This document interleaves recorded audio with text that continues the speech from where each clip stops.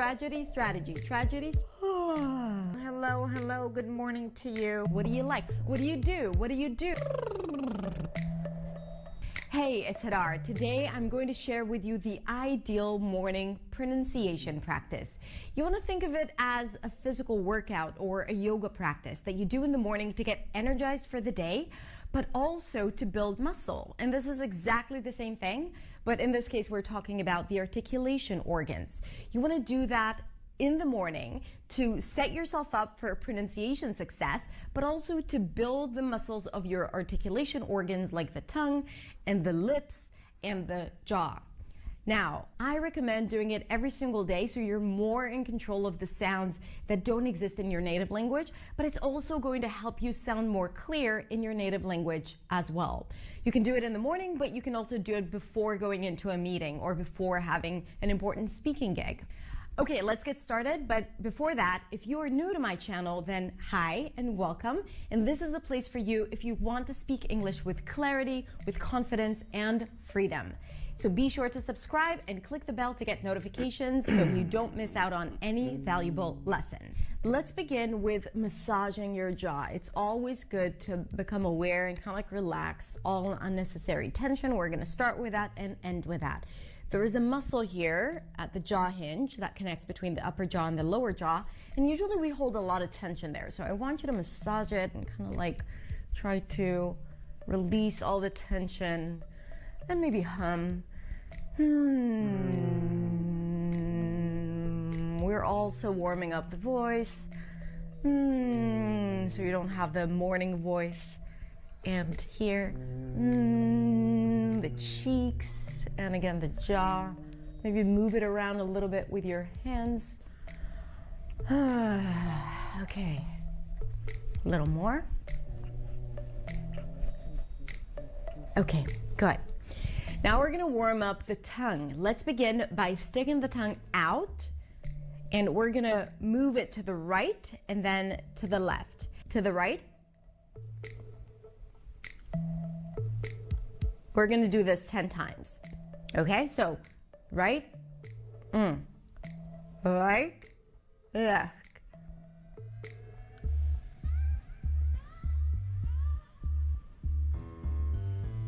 Okay, now we're going to stick the tongue out and bring it up and down. So stick it out and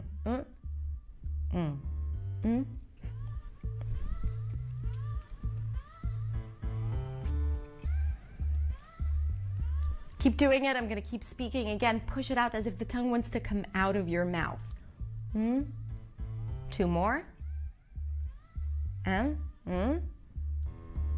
Very good. Now let's stick it out and bring it back in really fast 10 times.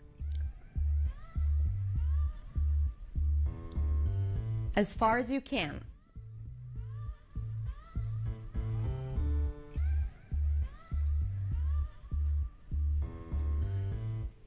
Okay, good. Let's release tension and blow your lips out. Okay, good. In the next exercise, we are going to clean the teeth with your tongue. So you want to move your tongue around. Keep doing it. Now, this is a really good exercise, especially before a meeting. So you make sure that you don't have green stuff or poppy seeds stuck between your teeth. I got you covered. Keep your lips closed. Good. Relax your lips. Good. Now we're going to use the tongue to massage the inside of the cheek as you're resisting the tongue with your cheek muscles. So take your tongue, the tip of the tongue, and push it against the inside of your left cheek while the cheek is actually resisting it. So you want to push against. You want your tongue to feel like it's fighting something as you're massaging it. And get to all the different places inside your mouth.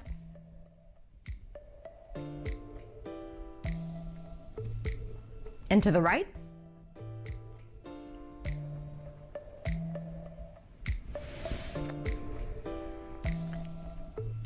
Good. And now let's do a trill to relax the tongue. For some of you, this is going to be really easy if you have the trilled R in your language. If you don't, you can just do another lip trill. And now we're going to do it while going up and down in pitch.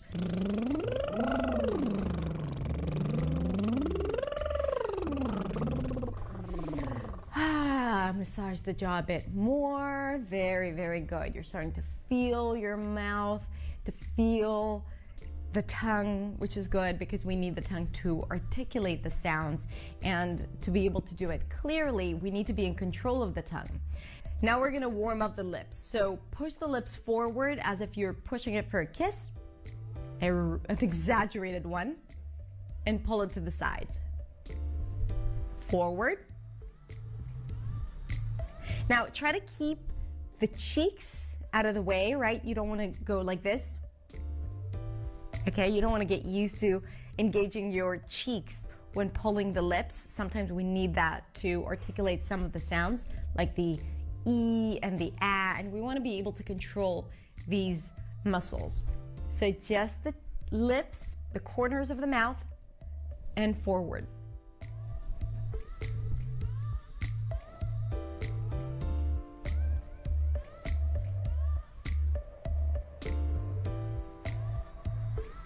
One more time.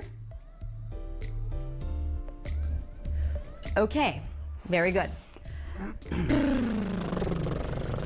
Make sure you're not holding tension in your shoulders.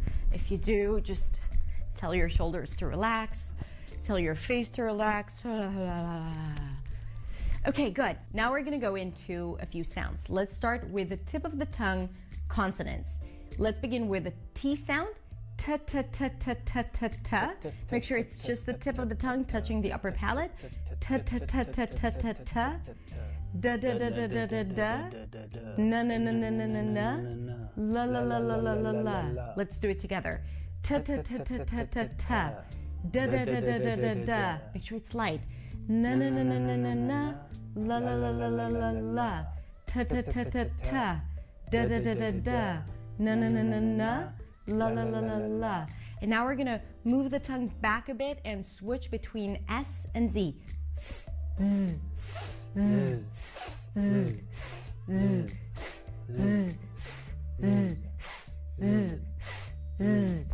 Now we're gonna move on to consonants created with the lips. We're gonna start with a P sound where you bring the lips together and release air.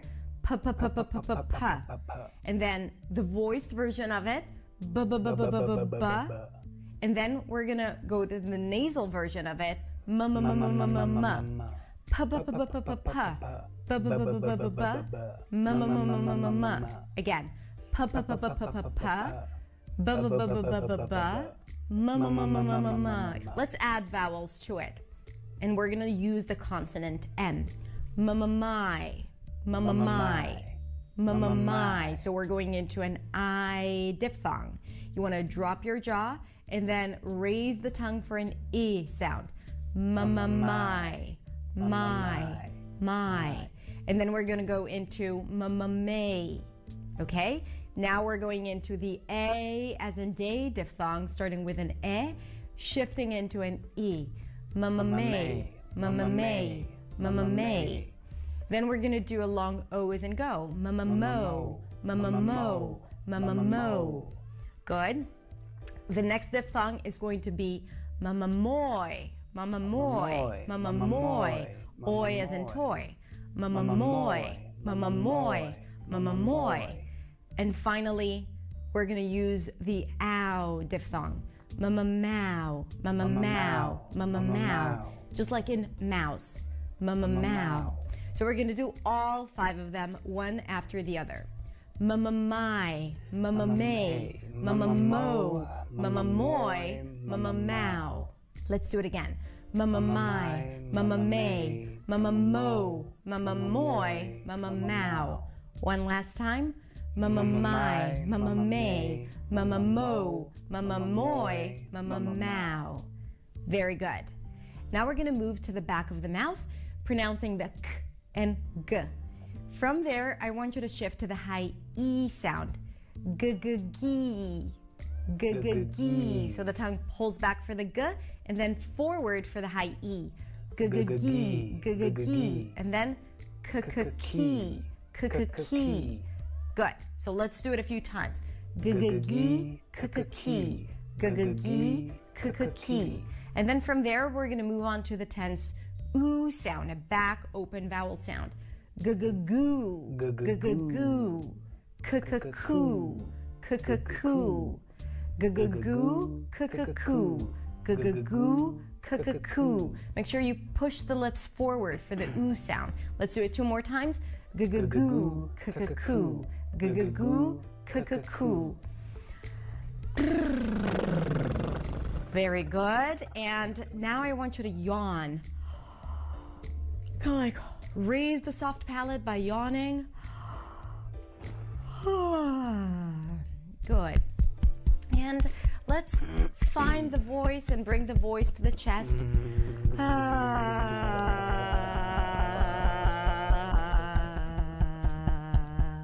Hello, hello, good morning. Hello, hello, good morning. So you want to bring your voice to the chest. Hello, hello, good morning to you. Hello, hello, good morning to you. And then let's bring the voice to the head. Hello, hello, good morning to you.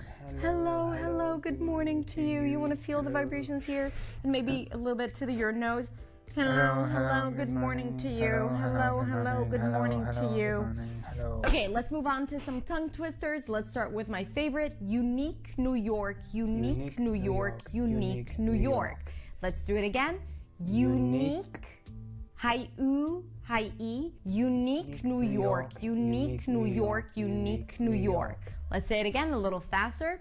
Unique New York, unique New York, unique New York, unique New York. Now, as you're moving through the days, if you do it every single day, you'll see that it's a lot easier for you to say it faster.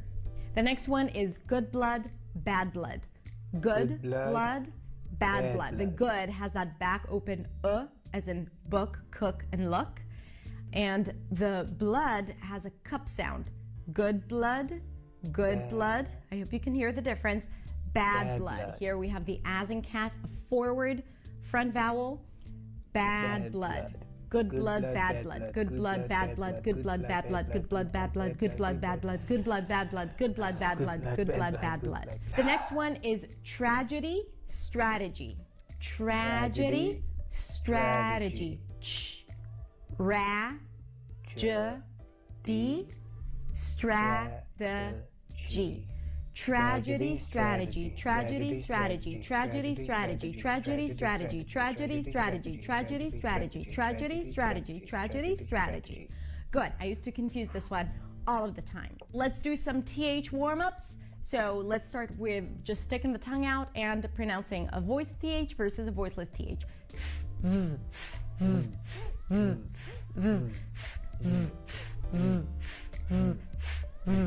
Now we're gonna work on transitions. N to TH.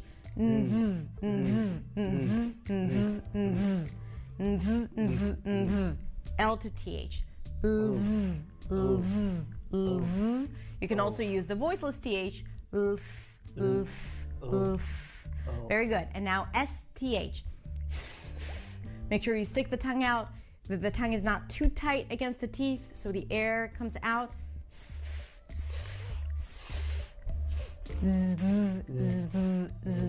Let's do it a few more times.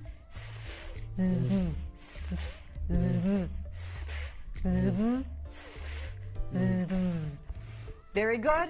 Relax your lips. Release air. And massage your jaw again. Good. Very good. Finally, let's do some chunks. What do you? What do you? What do you? What do you? What do you? What do you? What do you? What do you? What do you? What do you? What do you? What do you? What do you want? What do you want? What do you want? What do you want? What do you like? What do you like? What do you like? What do you like? What do you do? What do you do? What do you do? What do you do? What do you say? What do you say? What do you say? What do you say? Next one is going to go. Gonna go, gonna go, gonna go, gonna go, gonna go. Gonna go, gonna go, gonna go, gonna go, gonna go. I'm gonna go, I'm gonna go, I'm gonna go, I'm gonna go. She's gonna go, she's gonna go, she's gonna go, she's gonna go. I'm gonna go home, I'm gonna go home, I'm gonna go home, I'm gonna go home. I'm gonna go to the office, I'm gonna go to the office, I'm gonna go to the office, I'm gonna go to the office. Next one is could have. Could have, coulda, coulda, coulda. Coulda, coulda, coulda, coulda, coulda. Notice that the D is really, really light. It sounds like a flap T, like a ra, like an R in Spanish. Ra, pero, coulda, coulda, coulda. I coulda, I coulda, I coulda. I could have done that. I could have done that. I could have seen it. I could have seen it. I could have been there. I could have been there. I could have done it. I could have done it. I could have seen it. I could have seen it. I could have been there. I could have been there. Coulda, coulda, coulda, coulda, coulda. Shoulda, shoulda, shoulda, shoulda, shoulda. Should have. Shoulda, shoulda, shoulda, shoulda, shoulda. Woulda, woulda, woulda, woulda, woulda. Would have. Would have. Woulda, woulda, woulda. Coulda, shoulda, woulda. Coulda, shoulda, woulda. Coulda, shoulda, woulda. Okay, that's it. To wrap it up, I want you to put your palm on your belly, one on your belly, one on your chest, and try to breathe into the hand that is on the belly. And breathe out. Close your eyes. Breathe in to your belly, not to your chest, and breathe out. And last time, and as you exhale, you can also release a sound. Breathe into your belly.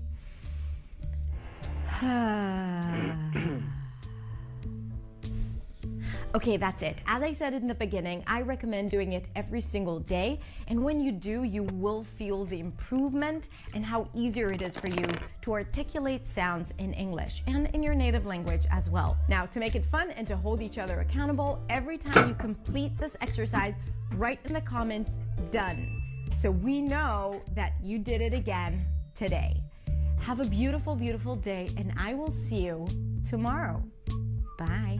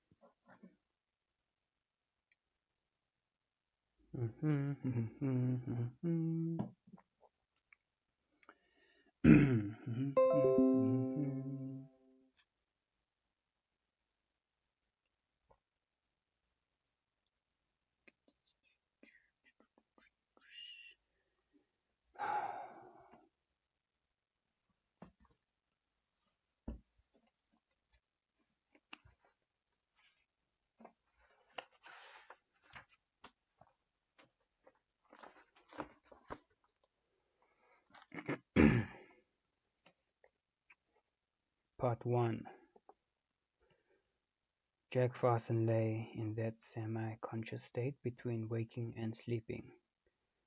Far off, as though heard in a dream, were the sounds of London in the closing years of the 19th century.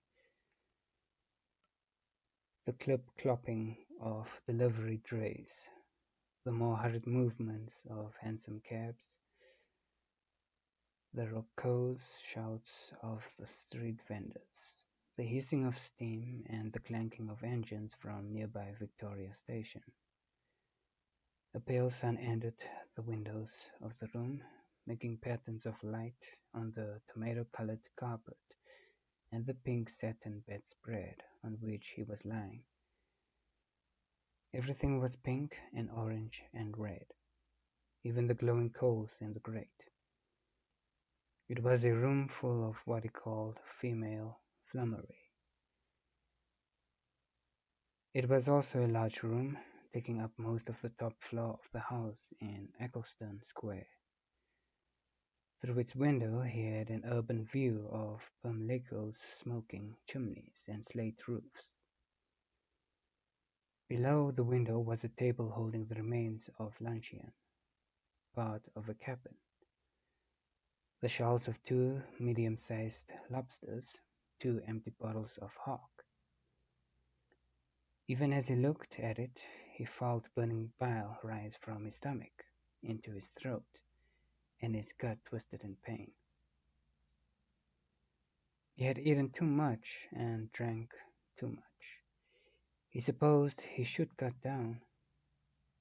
Dr. Golding in Harley Street had said that the palpitations is palpitations he sometimes felt came from too much eating and drinking. He was overweight, the doctor had said. Hell, he wasn't 45 yet, and doctors talked rubbish half the time. He would never have gone to Golding in the first place if Marie and Jewel hadn't nagged him after he had had that turn last Christmas. Not that he gave a damn what Mary said, but Jewel, he thought of his daughter, and a sadness came over him.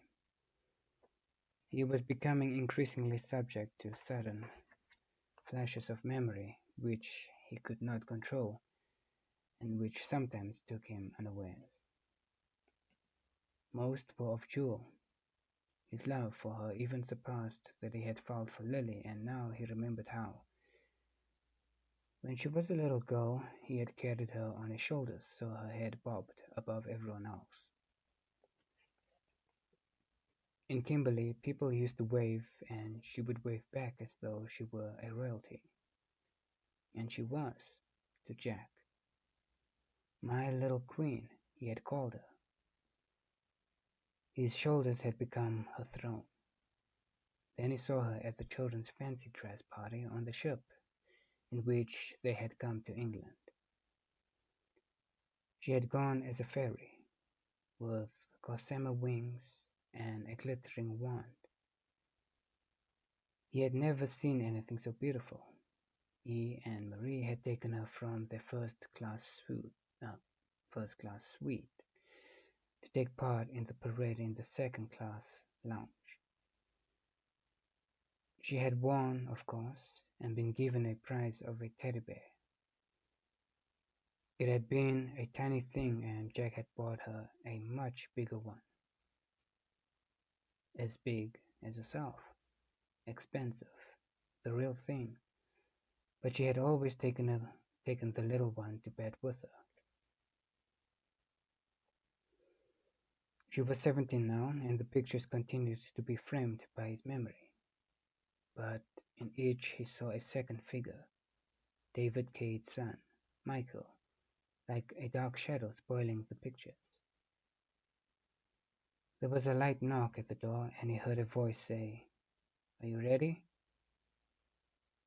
A bubble of gas came up from his stomach, corrosive and painful. He felt sick. The door opened and a woman came in, dark coloring, red lips, and black hair. Through half-closed eyes he saw Lily. "You peeping? Not a Jack." He groaned. She looked like Lily, but when she opened her mouth she was violet. She was wearing a filmy poignard, and with as much artistry as she could muster, she dropped it at her feet and stood revealed in a garment he had never seen before. It was made of black silk and fitted her body closely. 2 circles had been cut out through which her breasts protruded. An embroidered slit covered her genitals, allowing the pubic hair to show.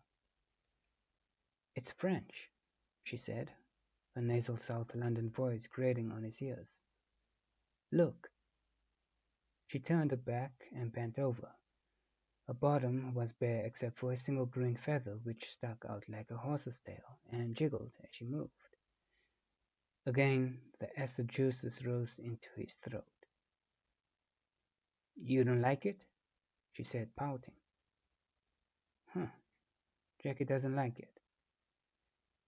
She was young, not more than 20, with a sensual body, but a sharp girl's face and a sharp girl's voice. And why not? That's what she was. He had picked her up in a shop.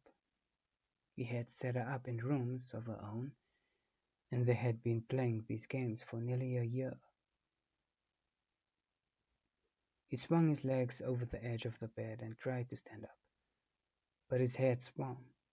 His heart was hammering in his chest, but it seemed to be beating irregularly. Jackie, is there something wrong? No, I don't feel like it, that's all. And for Christ's sake, stop calling me Jackie. I've told you before. She sat beside him. Do you want to talk then? Talk?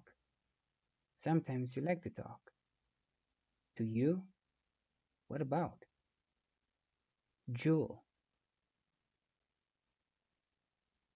No, I'm sorry, she said in a low voice. I don't mean to upset you. It's all right. Don't start crying. He poured himself a glass of wine from a bottle by the side of the bed. He was drunk, but the afternoon stretched ahead of him, and perhaps he was not drunk enough. He tossed off the wine and refilled the glass. Her breasts were near his face, and he could see the blue veins below the surface of the skin. Lily had veins like those. He wished with all his power that she was here with him now, not making love, just talking, so that he could tell her about himself, ask her where they had gone wrong. I was happy then, he said aloud, but to himself. He drank again and lay back against the pillow, staring at the molded ceiling. It was simple. There was the desert. There were the bloody stones, if you could find them, a pick and a shovel and a sieve, a plate of beans and a piece of beef, a couple of beers on a Saturday night. Simple. Christ, look at it now. There ain't nothing wrong as far as I can see. I mean, most men would give. His mind swam back to the present. Help me up. He took out 2 5-pound notes and placed them on the table. Will I see you Friday then? She was embarrassed now in the extravagant costume which would have been more suited to a boîte de nuit in Paris than the afternoon light of Pimlico. She fumbled for her poignard and slipped it on. I'll see. He picked up his grey hat and his cane and went down the stairs to the street. He flagged a cab going towards the Buckingham Palace Road. New Charm's house, he said. Northumberland Avenue, Gov. Yes. The cold air and the drive revived him, and he felt better when he got out in Trafalgar Square. He walked 50 yards in the direction of the river, then turned into one of the big soot-chromed buildings. The commissioner came to attention and gave a smart salute. Good afternoon, Mr. Farson, sir. Jack nodded. The foyer was vast and impressive. The walls were lined with pink Carrara marble, and one was taken up with a series of brass plaques. He glanced up at them. New Chance Mining Company, Ltd., New Chance Holdings, New Chance Consolidated Mines, Ltd., New Chance Diamond Mining Corp., Ltd., New Chance Diamond Selling Organization, Ltd., New Chance Val A., New Chance Diggings, Ltd. The list was a long one, and he should have felt a sense of pride and achievement when he read it. Instead, the names meant nothing. They were the creation of financial consultants, and he could not have said how many companies and ramifications of companies and how many ramifications of those ramifications were offspring of the original parent company. He stood, swaying in the foyer, watched by the commissioner. Is everything all right, sir? Jack ignored him. That's where it had all gone wrong. Too many bloody experts. He had thought at the start that things would be simple, but they hadn't been. It was all so bloody complicated. He turned, and on another wall by itself was a plaque which said, David Cade, Ltd., Diamond Merchant, London, Kimberley. Every time he saw it, he felt a surge of irritation. He had no share in this company. He was excluded.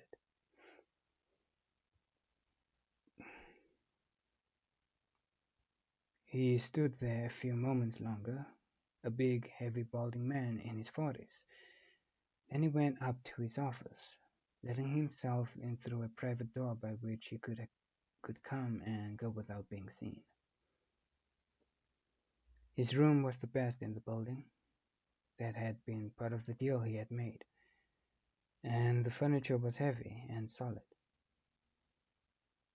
There were dark green leather chairs and Chesterfields, a big partner's desk with a red leather top, green velvet curtains, and a polished woodblock floor. The room was dominated by tall windows that looked out over Trafalgar Square, but it looked as though it was never used, as if the chairs were never sat in. The desktop was bare except for a pen and ink set and a silver handbell. There were no papers on it. He took off his hat and coat and hung them on a stand in the corner. Then he rang the bell. A middle-aged woman wearing a severely cut dress of dark grey worsted with white celluloid cuffs entered. Has the post come, Miss Trimmer? Half an hour ago, sir. Anything for me? No, sir. Anything I should know about? No, sir, not as far as I know. You sure? Yes, sir. Have the papers come then? I'll check, sir.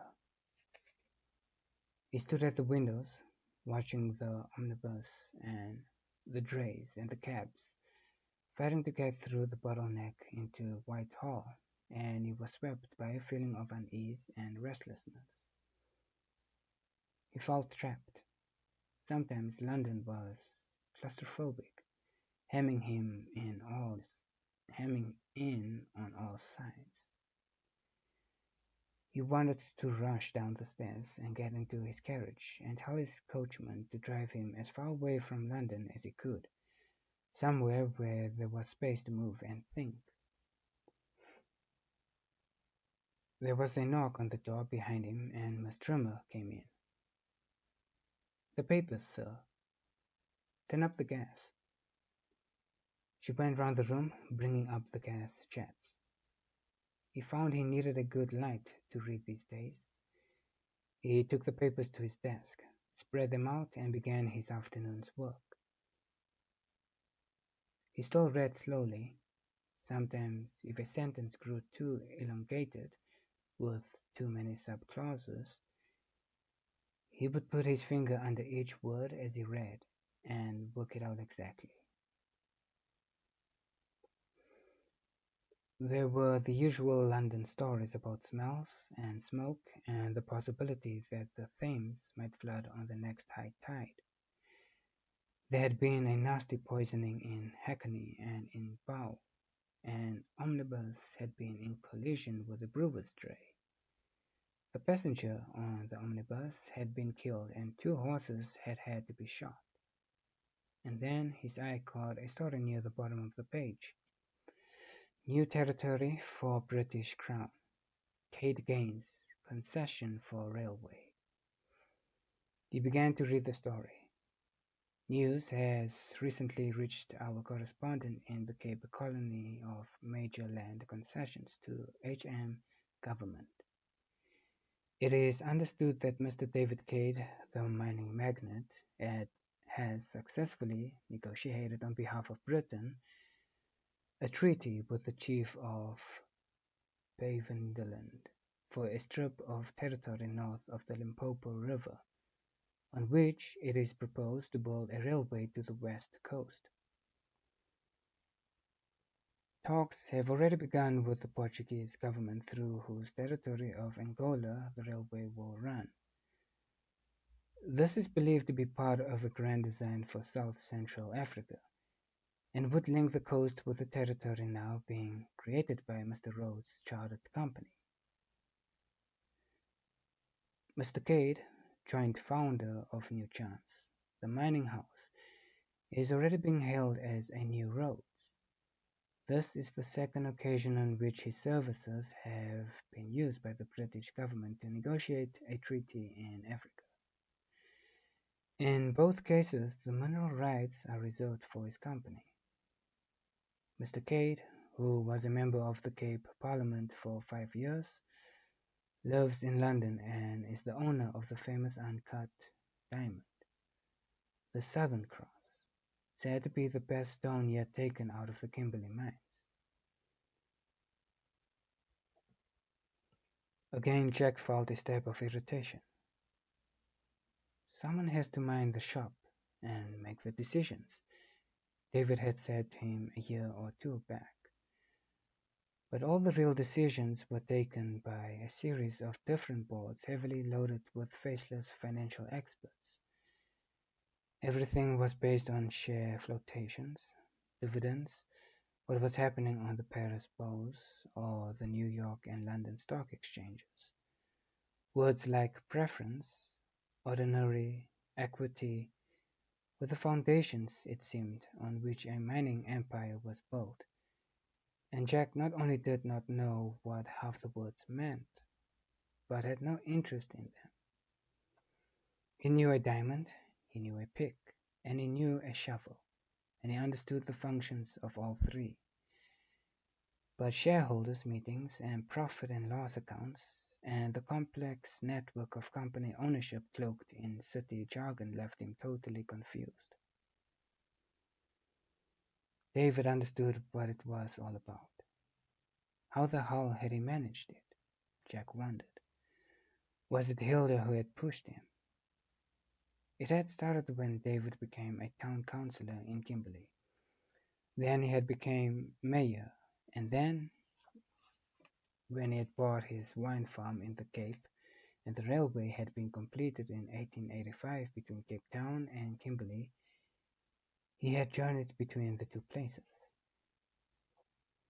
Then he had taken an interest in Cape politics, and before Jack realized what was happening, his partner was sitting in Parliament, an MP for one of the new districts of Kimberley.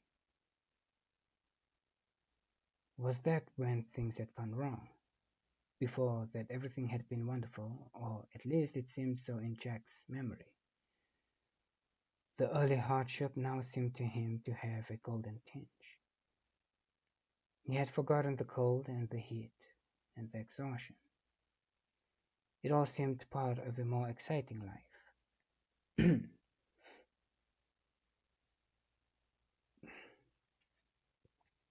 His mind touched on that wonderful day in Cape Town when he had read David's telegram. He recalled the words, "New chance has put the fire in the ice." He had gone to Kimberley, leaving Marie to bring back her mother, who was making slow but steady progress. But nothing had been as he had thought it would. In his mind, mining for diamonds was straightforward. There was the spoil which had to be dug out, the sieves through which it passed, the stones it gave up. But now in the blue ground mining was of a different kind.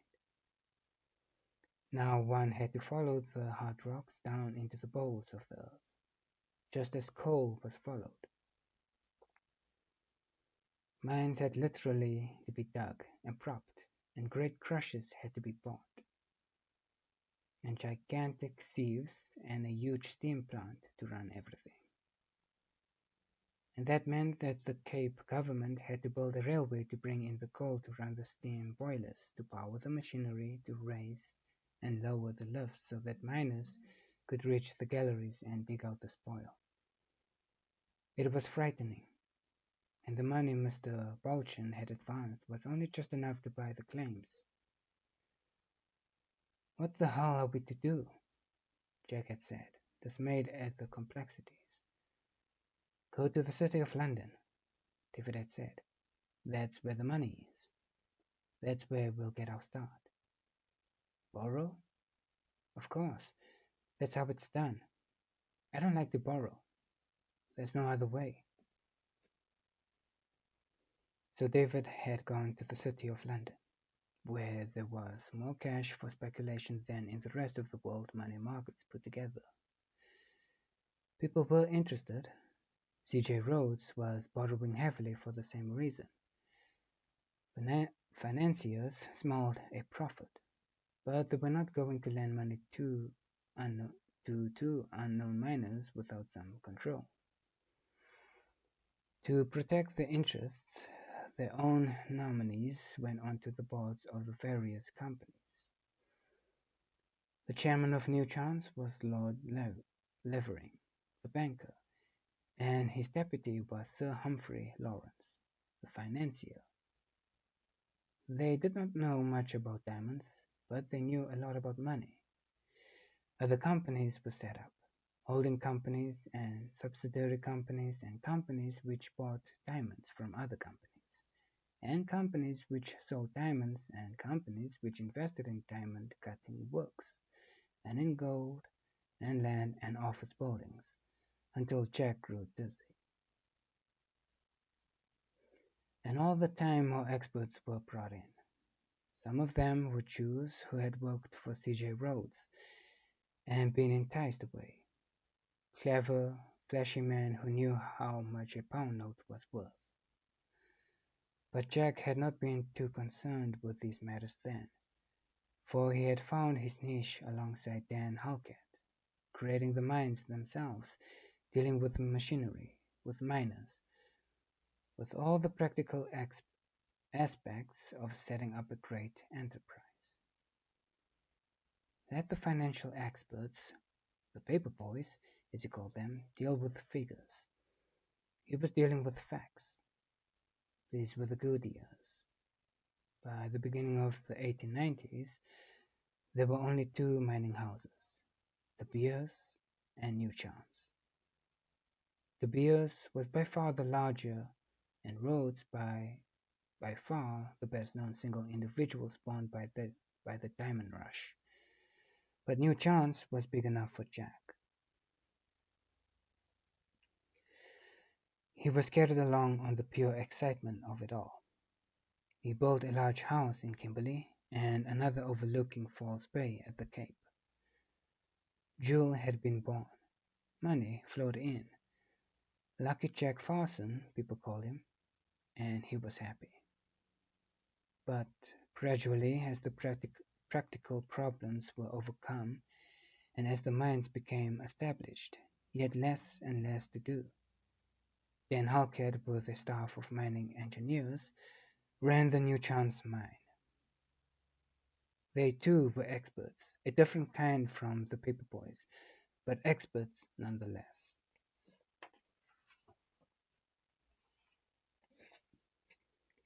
Then the paper boys had wanted to move the headquarters of New Chance to London because it was easier to manage from there.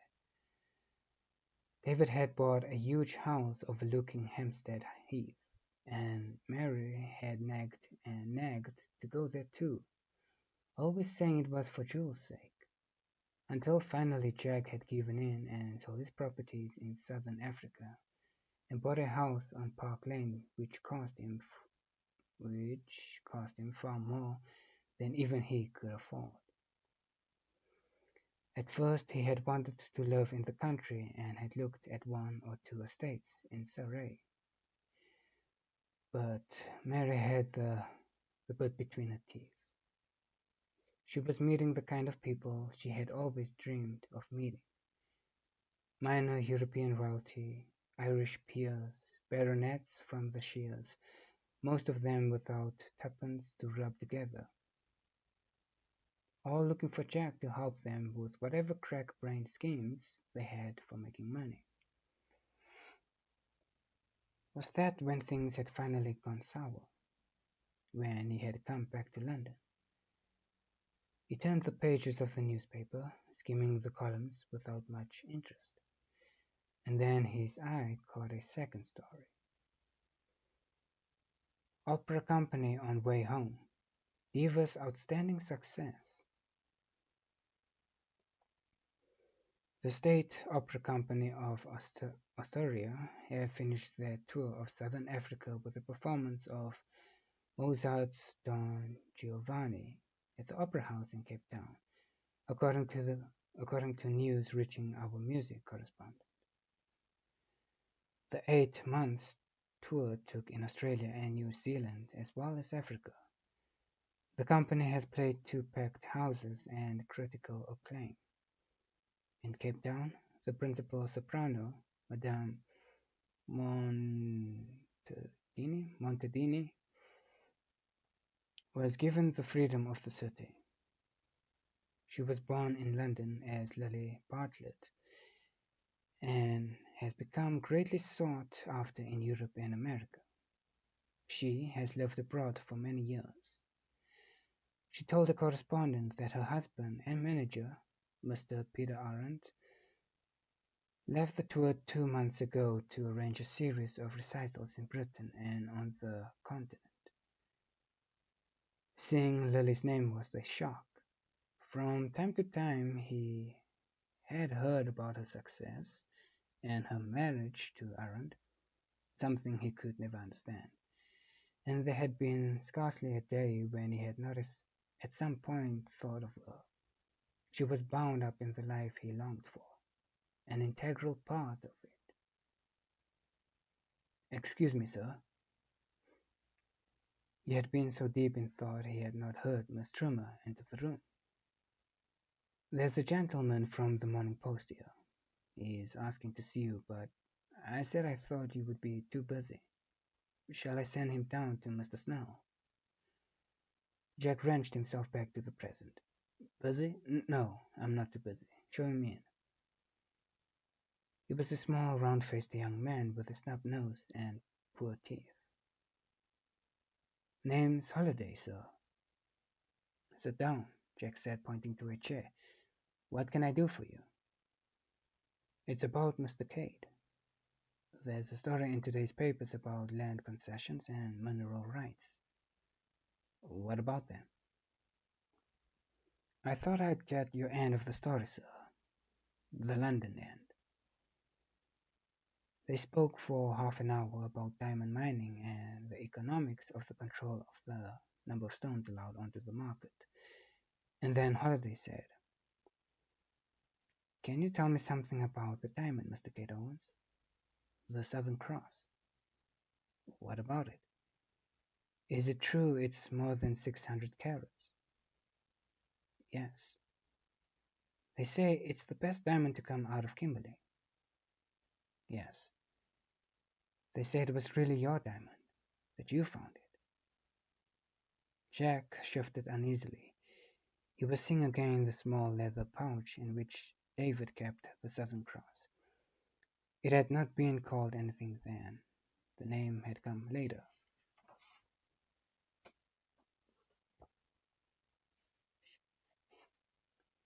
He also remembered Mary's later insistence that it was their diamond, that they should try to buy it back.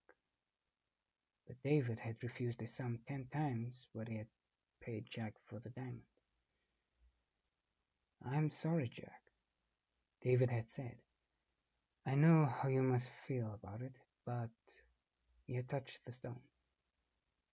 "Ask me for anything else." Jack came back to the present and saw the young reporter staring at him. "Why are you asking these questions?" he said. "This hasn't anything to do with the negotiations." "People are interested, sir, and no one really knows the story of the diamond." "If you want to know that story, you'd better ask Mr. Cade." Jack stood up. Holliday was not abashed. "People say that you sold it dirt cheap and that Mr. Cade..." His irritation reached a head. "I don't care what they say. I won't have you coming into my office and asking questions about things that are none of your business. Holiday rose. I'm only trying to do my job. It is not, it's not your bloody job to come prying into other people's lives. After Miss Trimmer had shown Holiday out, he found himself trembling with unexpected anger. Don't let him come near me again, he shouted. I don't want him in the building. Very good, sir. She put her lips primly together. It was what she had originally thought. Jack paced up and down the office, stopping every now and then to stare out over the thickening traffic in Trafalgar Square. Seeing the paragraphs about Lily had unsettled him, and that bloody hack from the Morning Post had made it worse with his questions. He felt tense and wound up. He wondered if he should go back to Violet. Instead, he put on his hat and coat and said, I'm off. I'll be at the club if anyone wants me. He crossed Trafalgar Square, striding out against the northeast wind. He had to dodge between omnibuses and cabs. There was the smell of horse manure and coal fires in the air, and above that, a harsher, more acrid smell. He turned and saw a chestnut vendor roasting the nuts on his charcoal fire. His mind was taken aback to his childhood. He was smelling again the new cut in Lambeth. He saw, in his mind's eye, Mr. Burkers and Mary and his mother. Sometimes such memories would lie in wait for him. They would stalk him among the smells and the sounds of London. Memories he thought had faded in the dry sunlight of Africa. It was another reason he wanted to be rid of London. There were too many memories. He saw again his sister's dress go up in a sheet of flame. He saw the spurting blood from his mother's head.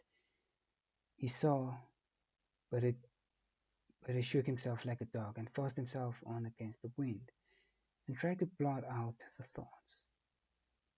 His club was in Pall Mall. The bar was almost empty at this time in the afternoon. He ordered a double brandy and threw it into the back of his throat. He saw no one he knew, so he lit a cigar and wandered into the smoking room. Several of the chairs were occupied by recumbent figures, slipping off luncheon claret. A voice behind him said, Hello, Farson. Fancy 100 up? He looked around to see a man called Brunton, who had come out of the billiards room and was holding a cue.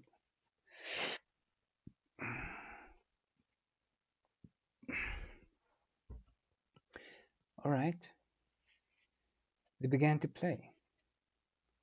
I see Cade's in the news again.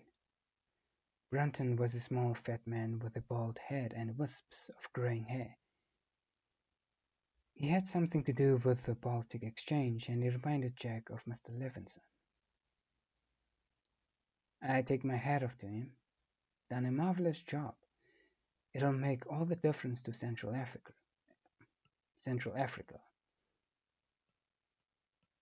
Yes. Everyone's for Rhodes, but I say Kate's worth 2 of him, even though he's a Jew. Don't you agree? Yes. Jack played on grimly as he listened to the quaking voice going on about David. At the end of the game, Brunton said, Care for another?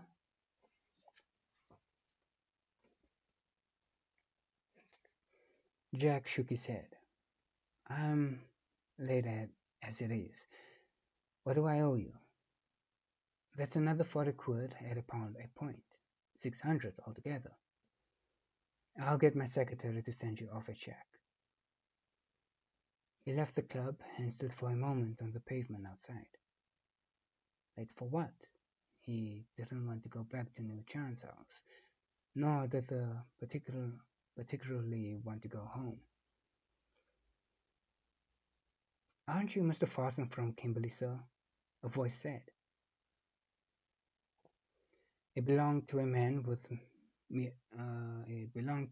of medium height, with a thin, foxy face and eyes set close together. He was dressed in khaki trousers and boots, a plaid shirt and a thick tweed jacket, and on his head was a wide-brimmed hat shaped to go down in front and at the back to shade the neck. He was a vision from the past, and Jack's frown turned into a smile. "That's right. I thought so. I saw you fight the half-caste, the tattooed Johnny. I said to myself, that's Jack Farson. It was a great fight, sir. It's still talked about." "What's your name?" "Lisk, sir. George Lisk." "When did you get back?" "Last week." "From Kimberley?" "There, and the goldfields on the Rand, sir." He could not have been older than the mid-30s, and Jack said, "You must have been a young man when you saw that fight." "My father took me out to Africa when I was a child. He worked in the post office up there." "But not you, eh?" "No, sir. I did my share of digging. Then when they found gold in the Transvaal, I went up there." His clothes were frayed and the hat was stained and dusty. He was clearly down on his luck. "Forgive me for stopping you, sir. I just wanted to say you're not forgotten. Never will be." He had tapped a vein of happiness in Jack that had not been opened for years. "There's no need to apologize," he said. "You're the best thing I've seen all day. What do you say to a drink?" "No, sir. You don't want to waste your—" "Listen to me, Lisk. I've got more time now than I've ever had before. Come on." He turned back into the club. "This is Mr. Lisk," he said to the surprised hall porter. "He is just back from Africa." They sat in the corner of the empty bar and talked the afternoon away. The subject, naturally, was Kimberley. Lisk had started as a diamond digger, then moved to the Transvaal after gold had been discovered on the Witwatersrand. He had no luck and had returned to Kimberley. "I often used to see Mr. Halkett there," he said. "Do you ever go back, sir?" "I haven't been back for some years." "Have another." They were drinking brandy, and Jack went to the bar to recharge the glasses.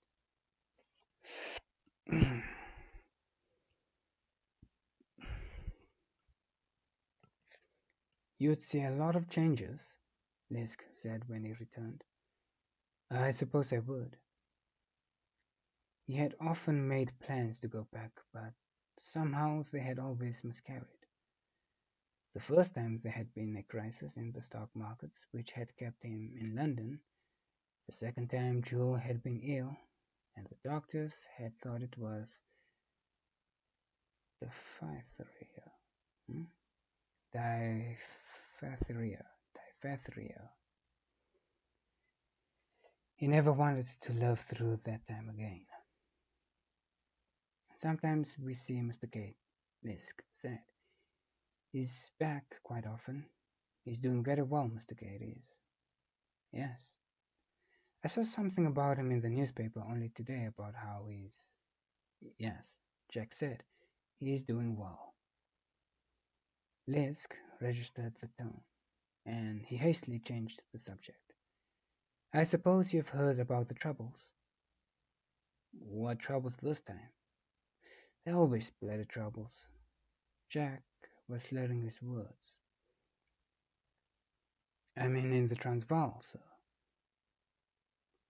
Southern Africa had now split into 4 territories: the Cape Colony, and Natal were owned by Britain and effectively ruled from London.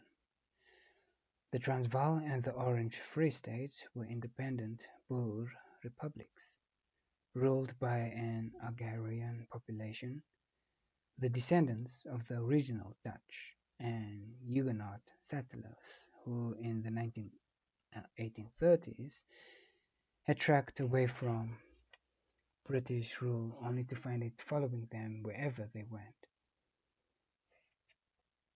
These farming people, the word Boer meant farmer, were now lumped under one heading, Afrikaners. When gold had been found on the Witwatersrand, the ridge of white waters in the Transvaal, it had attracted as big an influx of foreign fortunes hunters as diamonds had done years before to Kimberley. The Boers in the Transvaal call us outlanders, Lisk said. They hate us. They won't give us a say in the country. They won't give us a vote. They try to keep everything to themselves. Well, you can't blame them, Jack said. The immigrants outnumber the Boers. They'd be voted out of their own countries and the place would be run by foreigners if they got the franchise. That's why I never went in for gold. You're in the hands of the Boers. You never know what the hell they're thinking. Cade put money into gold.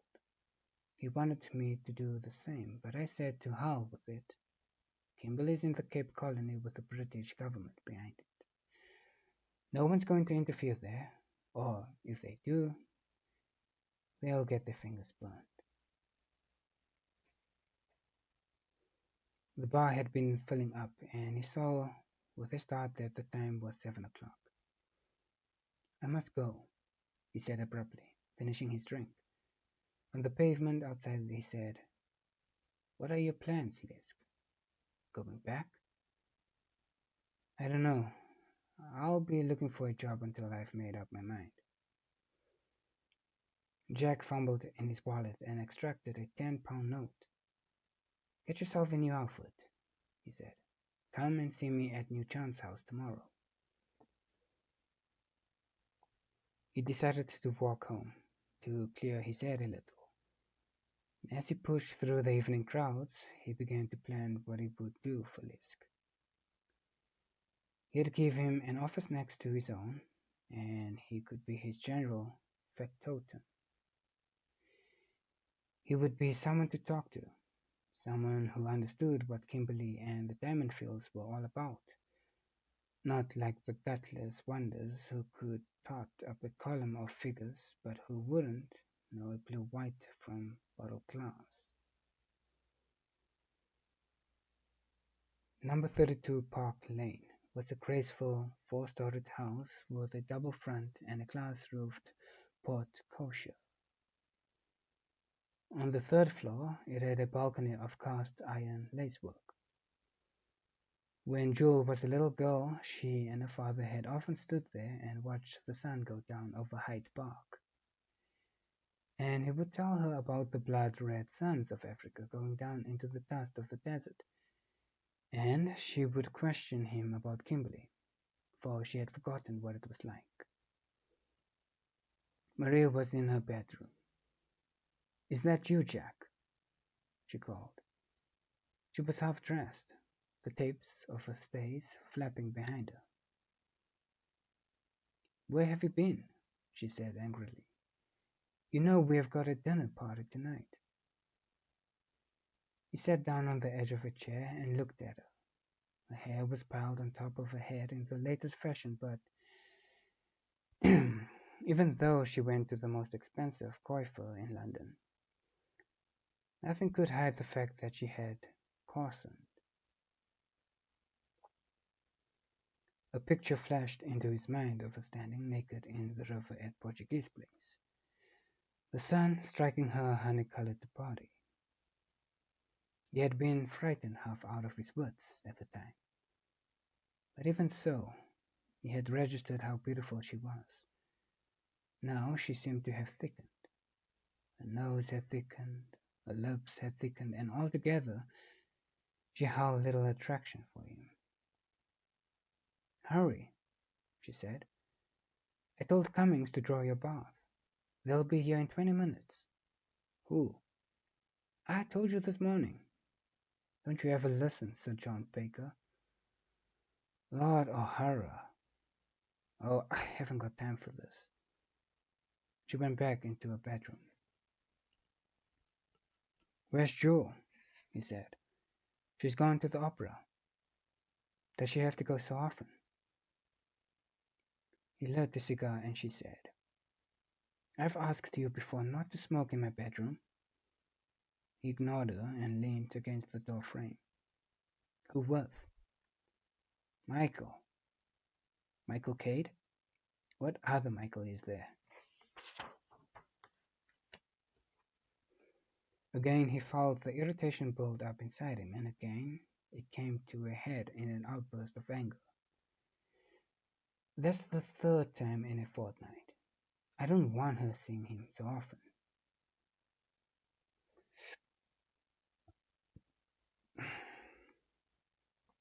"You stop her then.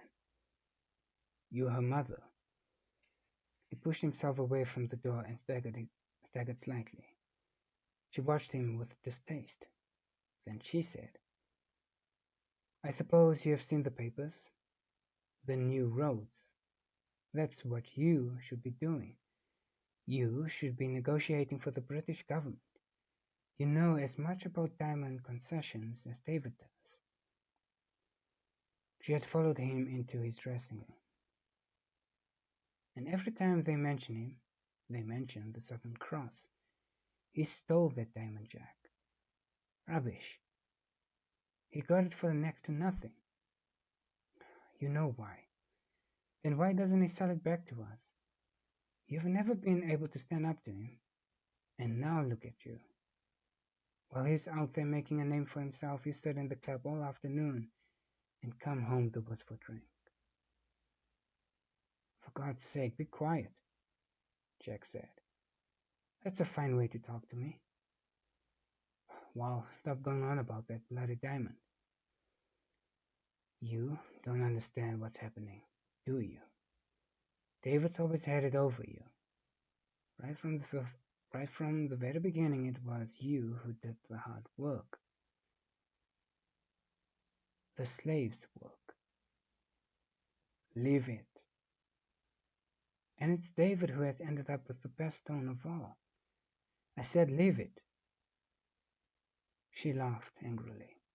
"I'll leave it. But I want you to think about it."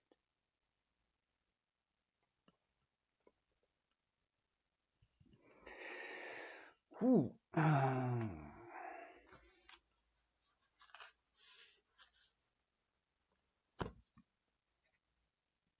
Done for now.